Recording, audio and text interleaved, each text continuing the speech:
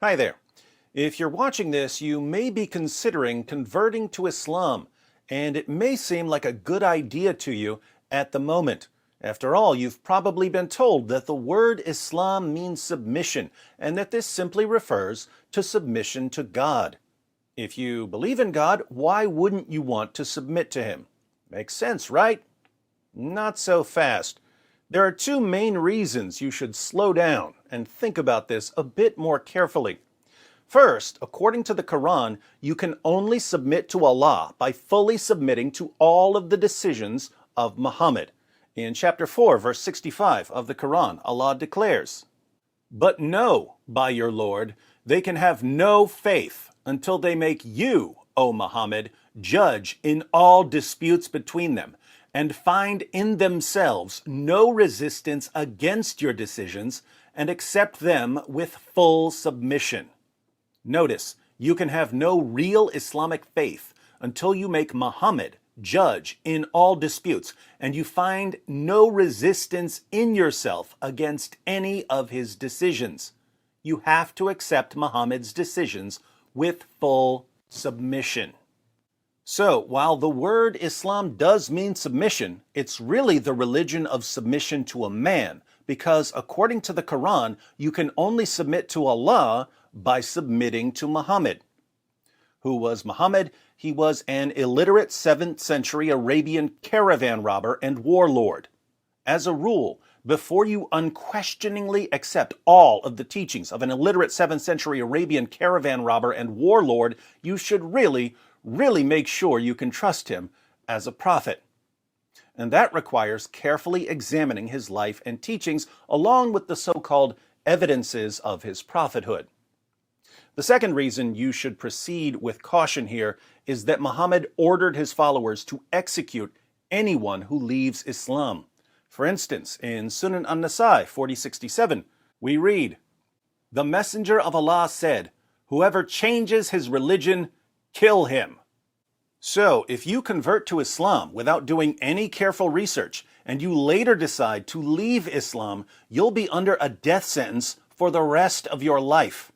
Islamic preachers will send you threats, warning you that once they're in power, you'll be executed. This isn't part of our religion. There's a reason to it. Yeah? There's a reason why there's a capital punishment. Because people like you, little weaklings who leave their religion and cause corruption in the land by spreading it, the capital punishment in Islamic law would be applied to you. We have no doubt. And we're proud of that. Yeah? Capital punish will be applied in an Islamic state. Yeah?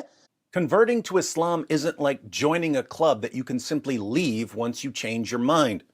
It's something that follows you forever through threats of violence.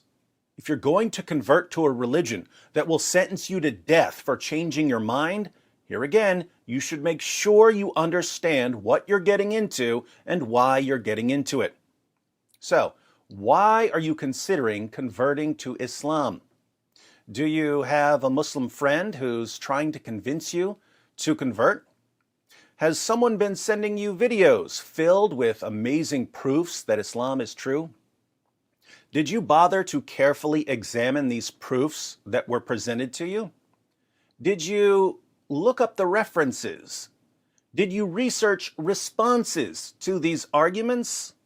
No, you didn't.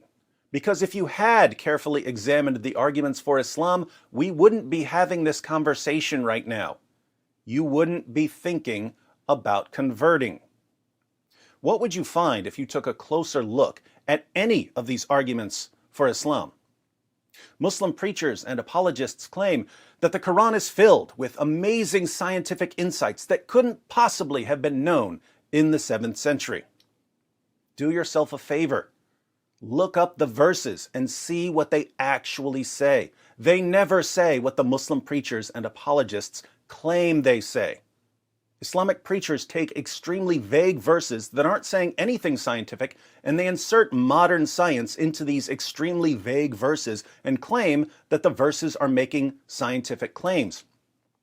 The reason they have to go to vague verses is that all of the clear scientific claims in the Quran are completely wrong. For instance, the Quran claims very clearly that the sun sets in a muddy pool. In a passage about the travels of someone named Dhul Qarnayn, usually thought to be Alexander the Great, we read in verses 85 to 86 of chapter 18, "So he followed away until, when he reached the setting place of the sun, he found it setting in a spring of black, muddy, or hot water, and he found near it a people." The Quran claims that the sun sets in a muddy pool, which means that the sun is much smaller than the earth, and that there are people who live there.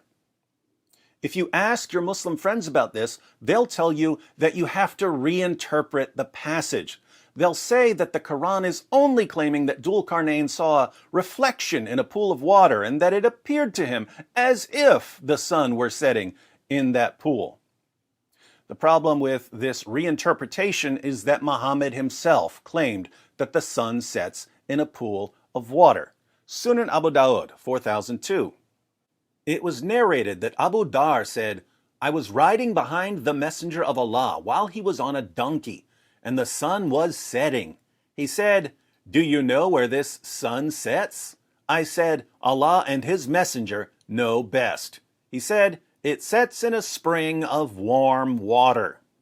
There's nothing about Dhul Qarnayn here, so this can't be referring to something Dhul Qarnayn saw. This is Muhammad telling his companions what happens to the sun when it sets. Like Allah in the Quran, Muhammad claims that the sun sets in a pool of water. You'll find these kinds of things all over the Quran. The Quran claims that semen is formed between the backbone and the ribs, that the earth is flat, that there are 7 earths, that the sun orbits the earth, that human embryos are blood clots, that the sky would fall on the earth if Allah didn't hold it up, and that stars are missiles that Allah uses to shoot demons who try to sneak into heaven. Did your Muslim friend bother telling you any of this? Here again, if you bring up these verses to a Muslim preacher, he'll tell you that you have to reinterpret them. Notice, you have to reinterpret all of the clear scientific claims of the Quran because they're all wrong. Then you have to insert modern science into hopelessly vague verses in order to get the scientific miracle. Is this a good reason to submit to all of the decisions of an illiterate 7th century Arabian caravan robber and warlord? Perhaps you've been told about the miraculous preservation of the Quran. There's only one Quran, perfectly preserved right down to the letter from the time of Muhammad. Let me guess, whoever told you about the miraculous preservation of the Quran didn't bother telling you that, according to Muslim sources, entire chapters of the Quran were lost because Muhammad's companions were too lazy to recite them. He didn't bother telling you that hundreds of verses were lost because the only people who had them memorized died in battle. He didn't bother telling you that verses were eaten by a sheep. He definitely didn't show you Sunan Ibn Majah, 1944. It was narrated that Aisha said, "The verse of stoning and of breastfeeding an adult 10 times was revealed, and the paper was with me under my pillow. When the Messenger of Allah died, we were preoccupied with his death, and a tame sheep came in and ate it." Those verses were part of the Quran. They're not in the Quran today. What happened to them? Muhammad's wife Aisha had the only copy, and a sheep ate it. So Allah couldn't protect the Quran from a sheep. According to Muslim sources, Uthman, the third of the rightly guided caliphs, had to burn countless copies of the Quran to cover up all the differences.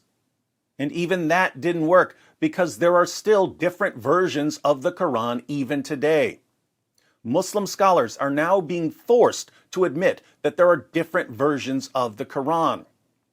Today, most Muslims read the Quran in a text that is referred to as the Egyptian edition of 1924.